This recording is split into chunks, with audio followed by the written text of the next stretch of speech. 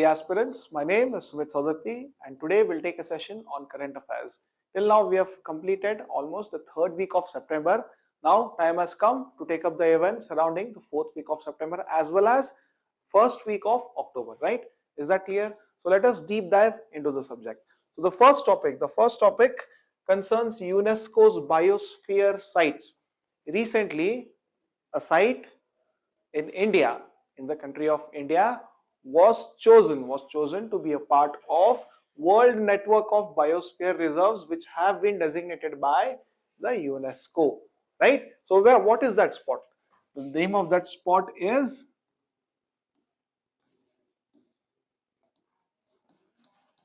Coal Desert, and this site is situated in the state of Himachal Pradesh, specifically the Spiti Lahol Valley. The Spiti and Lahol is the name of that region.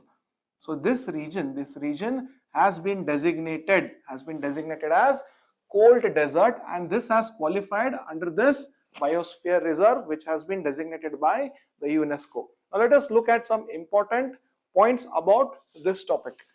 This cold and dry desert, it is made up of ice and glaciers, and it lies at the altitude of 3000 to 6000 meters.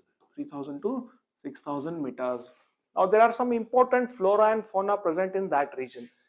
Flora as in the flora is purely dominated by alpine forest, and the fauna as in the animals like snow leopard and Tibetan antelope,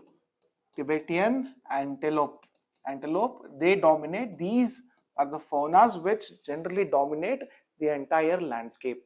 Now, why has UNESCO specifically dedicated this region as the biosphere reserve? That you'll have to understand. Please understand, this cold desert is a unique ecosystem. It is a unique ecosystem which is dominated by dry and cold winds.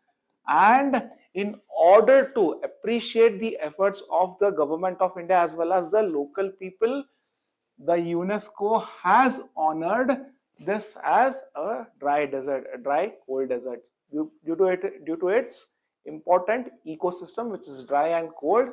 And apart from that, in order to promote the conservation efforts of snow leopard and Tibetan antelope, as well as to preserve the alpine forest of that region, this UNESCO has designated this site as a biosphere reserve. Now you have to understand that there are totally 13 biosphere reserve sites in India, and this has been the latest addition. The 13th site is the cold desert of Himachal Pradesh, which is presently in the Himalayan and Trans-Himalayan region, So this is the 13th site. Now, if this is the 13th site, let us look at some other 12 sites which are already a part of UNESCO's biosphere reserve. Let us look into that. The first site was Nilgiri Biosphere Reserve, and it was designated as UNESCO's Biosphere Reserve in the year 2000. Nilgiri Biosphere Reserve. Then after Nilgiris, Sundarbans, which are present in the state of West Bengal. Sundarbans, it is actually an estuary as well as wetland. And keeping that its importance, it was also designated as biosphere reserve. Now after Sundarbans, Nanda Devi in the state of Uttarakhand. Was again designated as biosphere reserve. Apart from Nanda Dev, Nokrek in Meghalaya. Then after that, Simplipal in Odisha. Reserve in Odisha. Then after that, the other one is Amarkantak in the state of both Chhattisgarh as well as Madhya Pradesh. Amarkantak. Then after that, Panna Tiger Reserve. Mannar Reserve, which is also a very famous tiger reserve. Then apart from that, Gulf of Mannar, which is presently in the state of Tamil Nadu. Then comes Agastya Malai.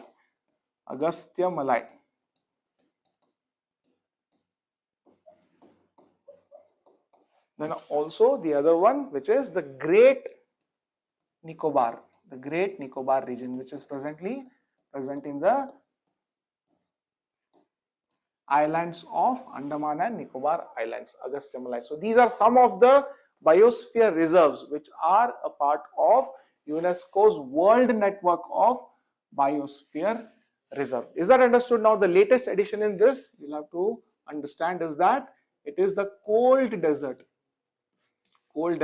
which is present in the state of Himachal Pradesh. Then apart from this cold desert, Kanchenjunga in Sikkim was recently again added in the UNESCO's World Heritage Site. This was the latest addition, and this was added in the year 2020. This you'll have to keep in mind. So these are the regions which I think you'll have to memorize as far as possible, because there are many questions asked specifically in your FDA and SDA exams regarding the biosphere reserves. Now I hope everything is clear about this topic. Let us go to the next topic. The next topic is about Ramsar sites. I hope you guys are aware that Ramsar is an international convention that focuses on the conservation of wetlands. When I use the word wetlands, please understand it involves lakes, ponds, and other small water bodies, which may be fresh as well as somewhat saltish. Is that understood? So this particular agreement or a convention, an international convention, focuses on the conservation of wetlands. So this Ramsar Convention was first signed in the year 1971. It was signed in the year 1971 in the city of Ramsar. And this Ramsar city is present in the country of Iran. Is that understood? So this particular convention, it designates few wetlands which are of utmost importance with respect to conservation as well as promotion of ecology in that region. Ecology as in the presence of migratory species as well as indigenous species. Is that understood? So this is what this particular Ramsar site, it focuses on wetlands that kind of promote the conservation of the entire migratory species as well as indigenous species. Along with that, the conservation of lakes, ponds, and other small water bodies as well. Right. So this Ramsar sites, this convention has recently chosen two main wetlands in the state of Bihar. Which are those? The first one is Udaipur Jheel.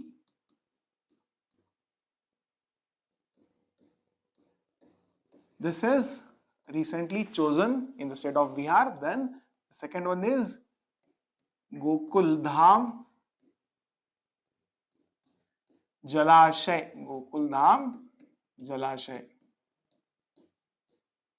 So these two wetlands have been chosen to be a part of Ramsar sites in the state of Bihar, which again are a part of India. Please understand, these two sites recently they have been included in the list of Ramsar sites. Now, since this is with respect to current affairs, let us first get some important understanding about the topic. Please understand, India presently holds the third largest number of Ramsar sites in the world. So presently there are 93 Ramsar sites. Including these two sites, there are presently 93 Ramsar sites presently in India. And this achievement makes it the third highest number of Ramsar sites to be present in any country. The first one, the distinction of being number one, goes to the country of UK. And at the second place, we have the country of Mexico. Mexico. I hope everything is clear about this topic. Now, since everything is clear about this, let us move to the next topic. The next topic is about natural gas discovery. Recently, Oil India Limited,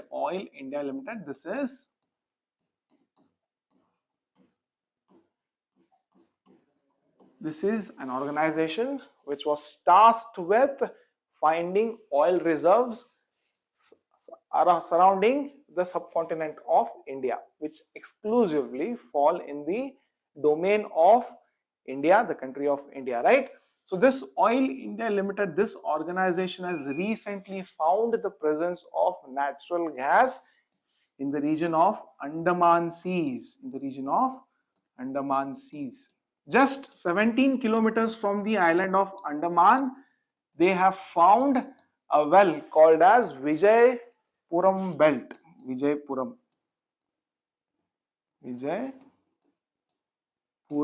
2 well. And it has been found that this well has shown the promise of presence of natural gas in that particular well. Please understand, nowhere in India have we found natural gas or hydrocarbons present.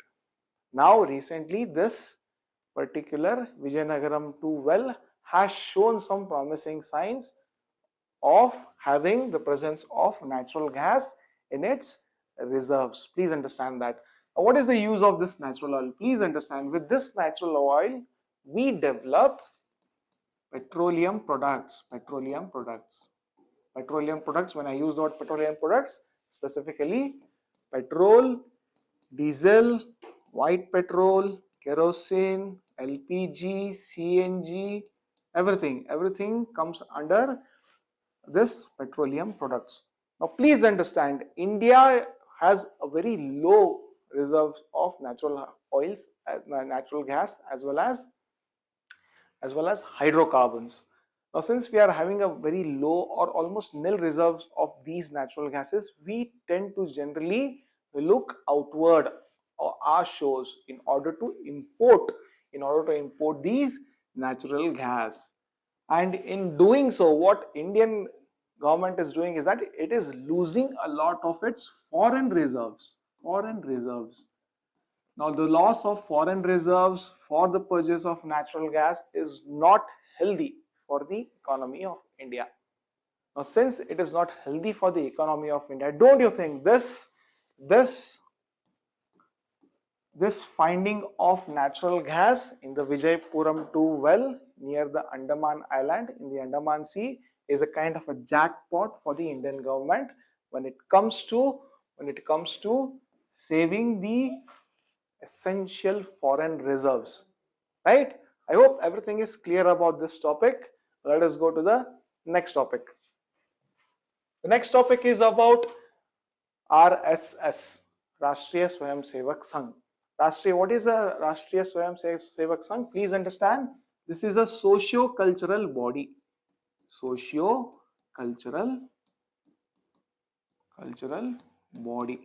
Please understand, many people also consider RSS to be a political body. Please understand, it is not a political body, it is a socio-cultural body. Now this RSS, this body is celebrating its centenary celebrations, as in it has been 100 years since its establishment. When was it established? Please understand, it was established on 27th of September 1925, exactly 100 years before this date. Now who has established this? This was established by a physician or a doctor called as K.B. Hedegaver. Now this gentleman, he was physician. He established this particular organization. Please understand. Let us now, since we've understood the history of RSS, let us try and understand what are its goals. Please understand, This organization specifically focuses on uniting all the Hindus who are divided on the basis of sects, region, languages, etc. Right? It tries to unite all these different sects or people who are of Hindu faith who are divided on multiple bases, right?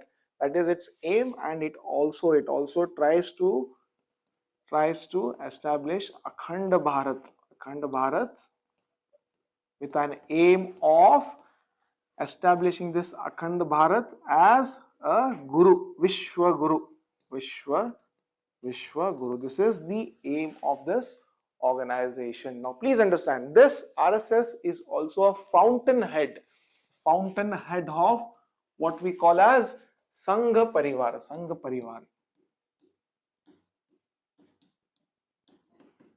When I use the word Sangh Parivar, please understand, it has in it VHP, Vishwa Hindu Parishad, as well as Bajrang Dal. Along with that, it also has a political wing of this, which is the BJP. This is generally involved in the right-wing politics in India. Right-wing politics in India. I hope you guys have come across these topics with respect to your Indian polity, right?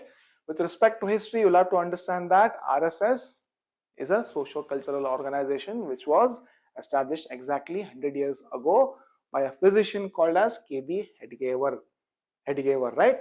Now, please understand. Now, since we've understood what RSS is, please understand, do not confuse that RSS was almost, it had a very small or a very low contribution when it comes to the independence of India.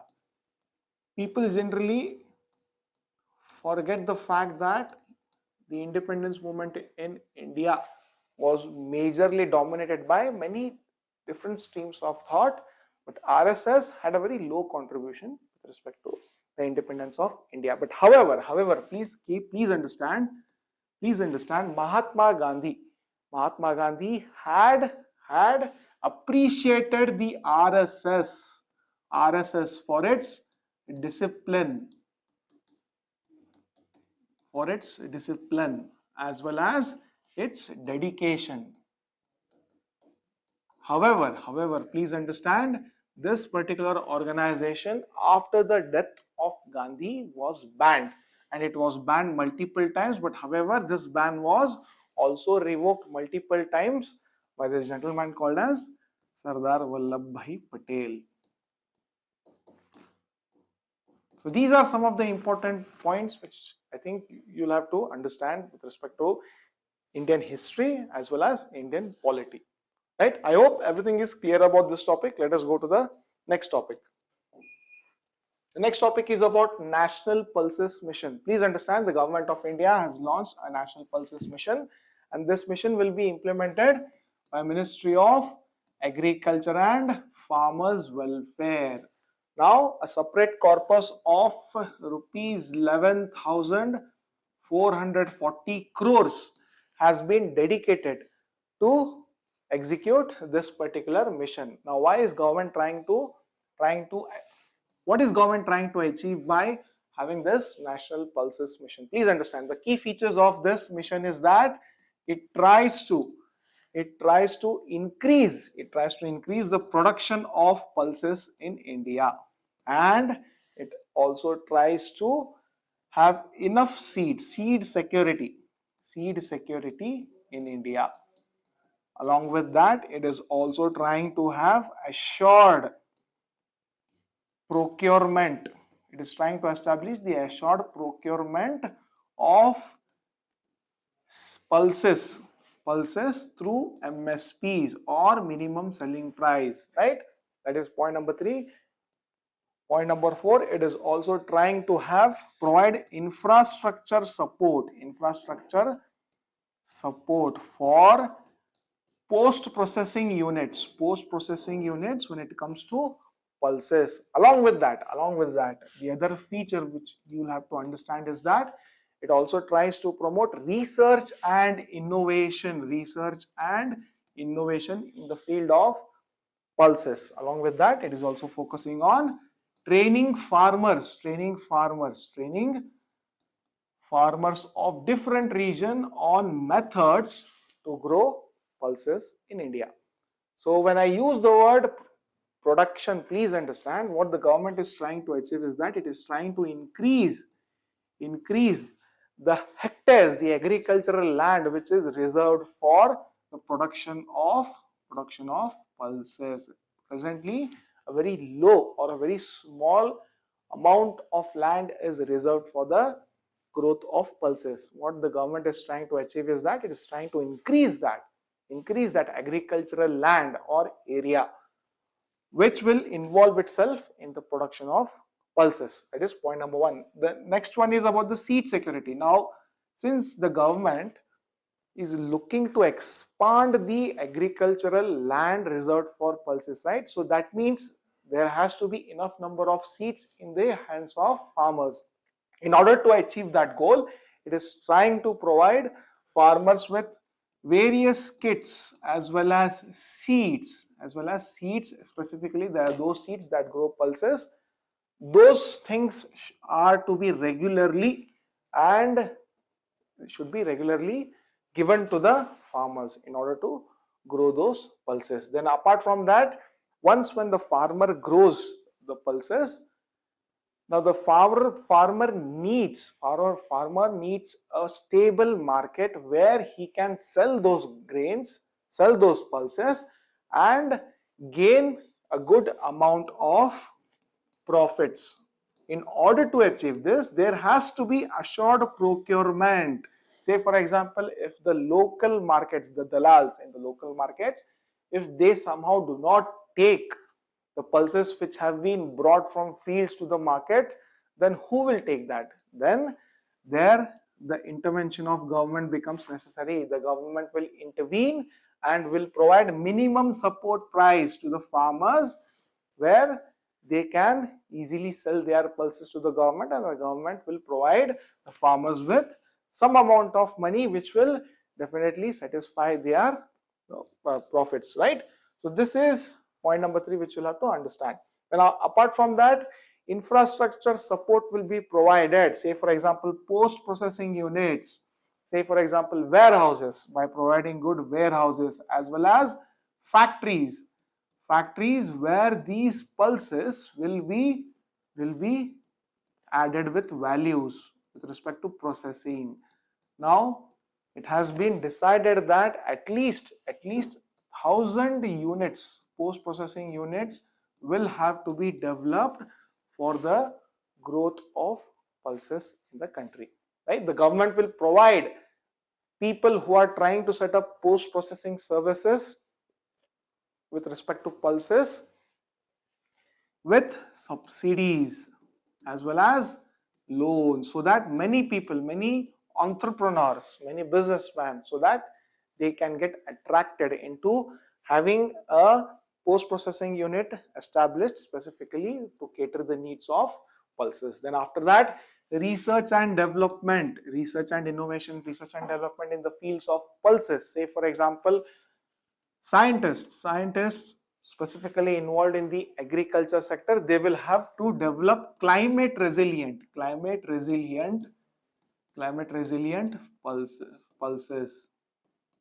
Say for example, if there is a huge amount of drought, or if say for example if there is a lot of flooding, in both these scenarios there is a very high chance that the pulses that have been grown by the farmers might get perished.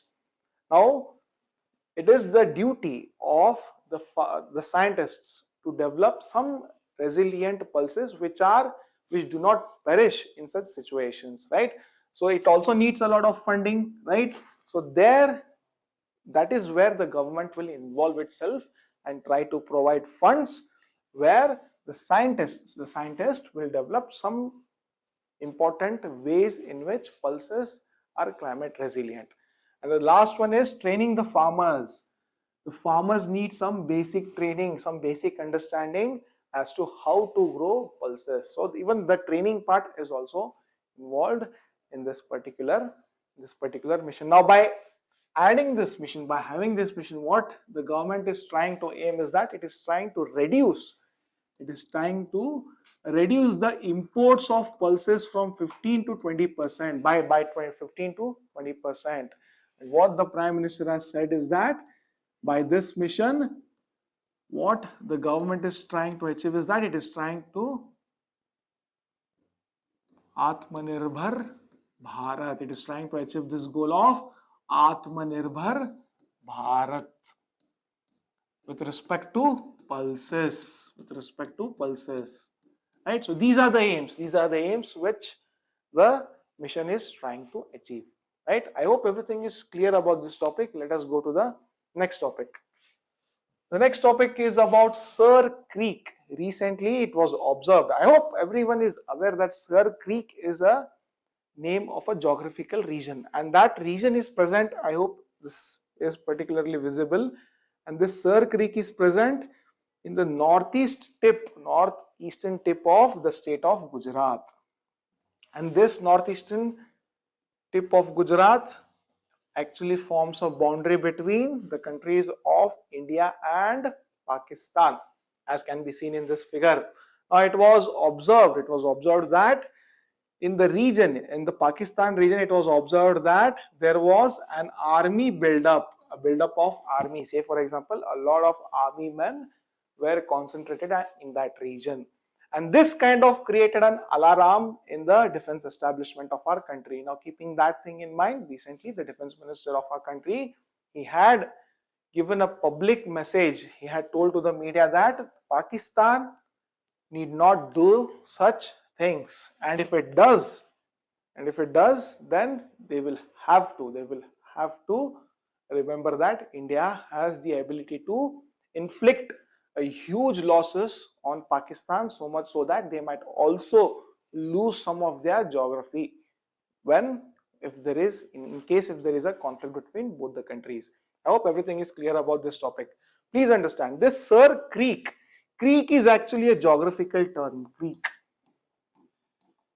Creek as you can see over here, it is a specific area where there is a presence of water in the region, and this region has the intrusion of saline water as well as there is a presence of fresh water. This is the region where both the waters mix, and it kind of creates an estuarine system. Where there is also a presence of wetland vegetation.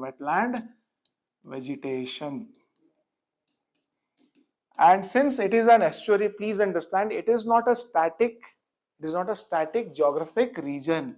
These regions, they keep on changing their shapes. Now, since it is a sensitive boundary between both the countries, and if the shape is somehow changed in future, that might lead to a lot of conflict, right? So in order to resolve that issue, what the government of India is proposing is that it is informing the country of Pakistan that this Sir Creek, there has to be a line exactly in between of this water body, designating or separating both the countries of India and Pakistan. But however, this is not the argument of Pakistan. What the country of Pakistan is trying to say is that the green line as shown, I'll show you, just hold on.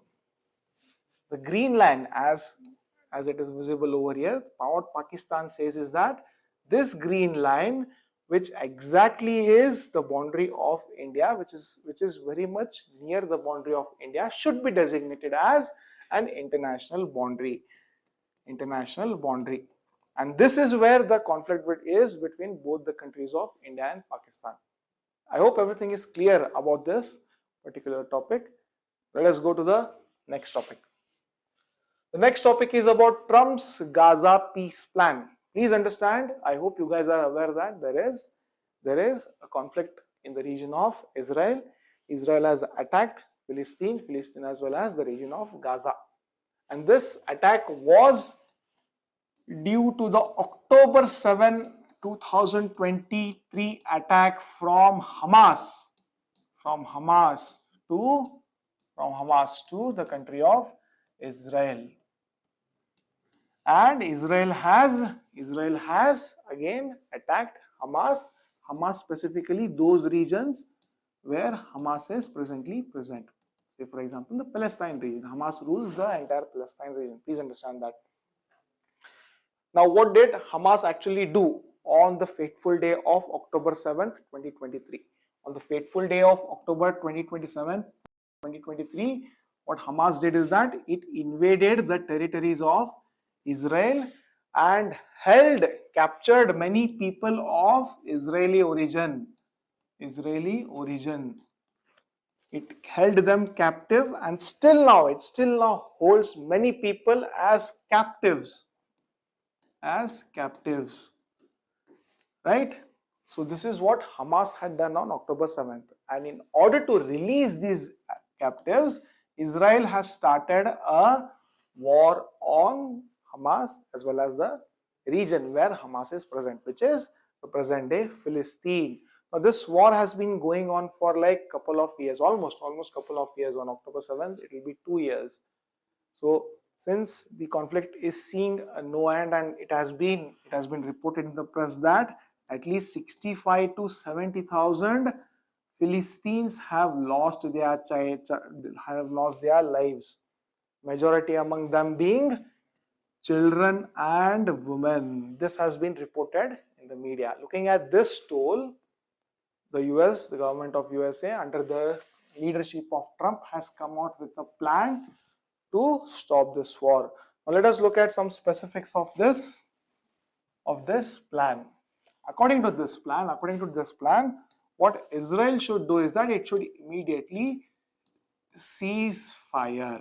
Now when Israel will cease fire, what the Hamas has to do is that Hamas has to release those captives. Hamas has to release those captives who are presently alive as well as dead. That is second point. The third point is that Hamas has to be disbanded. Then, apart from that, the region, the Gaza specifically, the Gaza should be set up as an special economic hub. And this region of Philistine, point number five, the region of Palestine should be governed by a committee, an international committee. Please understand, it should be governed by an international committee headed by President Trump. And in the meantime, in the region of Gaza, there has to be a multinational security force which is called as International Stabilization Force.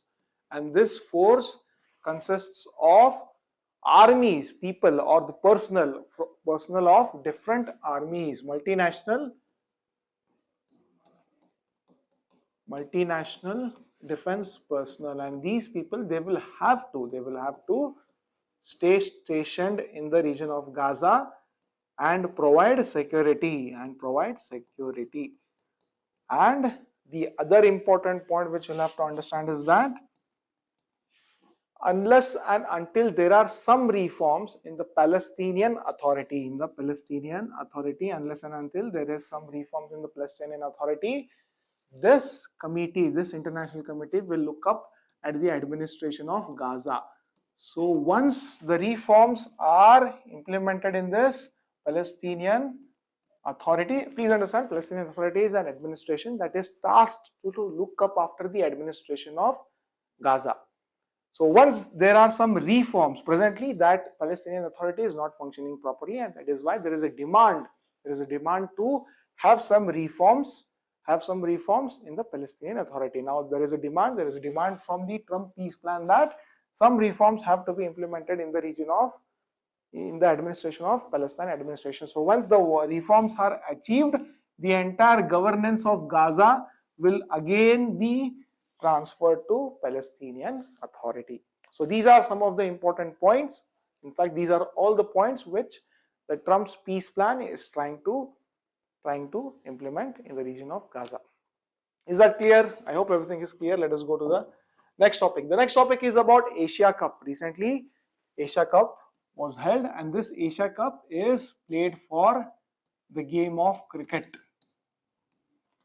And this year's Asia Cup was won by the country of India. India defeated its arch rival Pakistan by 5 wickets. Right? So who is the player of match? The player of match over here is Tilak Verma. Tilak Verma. And the player of tournament is Abhishek Sharma. These are the important points which you'll have to understand. And apart from that, some important facts relating to Asia Cup. Please understand, India is the country which has highest number of Asia Cup titles.